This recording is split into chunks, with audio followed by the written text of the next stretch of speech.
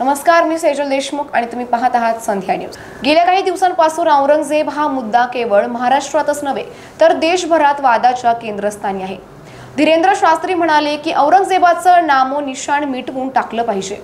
औरंगजेबाच्या कबरीवर प्रेम असणाऱ्यांनी स्वतःच्या घरात त्याची कबर बनवावी असं वक्तव्य बागेश्वर धामचे विठाधीश्वर धीरेंद्र कृष्ण शास्त्री यांनी केलंय। मुघल बादशाह औरंगजेब यांच्या कबरीवरून चालू असलेल्या वादात आता धीरेंद्र शास्त्री यांनी देखील उडी घेतली आहे। ते म्हणाले की ज्या औरंगजेबाने देश तोडण्याचं काम केलं त्याच्या आठवणी नष्ट केल्या पाहिजे, त्याचं नामोनिशाण मिटवून दिलं पाहिजे। धीरेंद्र शास्त्री म्हणाले औरंगजेबाचं नामोनिशाण मिटवून टाकलं पाहिजे।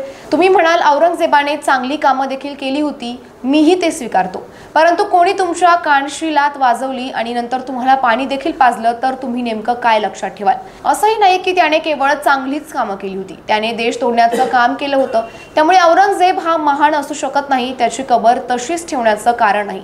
त्यामुळे ज्या कोणाचं औरंगजेबाच्या कबरीवर प्रेम असेल त्याने त्याच्या घरातच त्याची कबर बांधून द्यावी।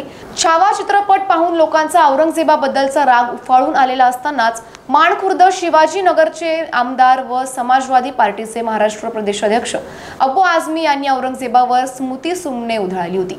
त्यामुळे लोकांना राग आणखी तीव्र झालाय, तर याचे विधानसभेतही पडसाद उमटलाय। पाठोपाठ बजरंग दलाने पत्रकार परिषद घेऊन औरंगजेबाची खुलताबाद येथील कबर नष्ट करण्याची मागणी केली।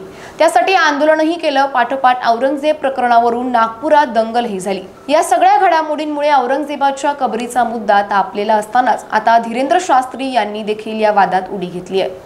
अशाच माहितीसाठी आमच्या संध्या न्यूज चॅनलला सबस्क्राइब करा।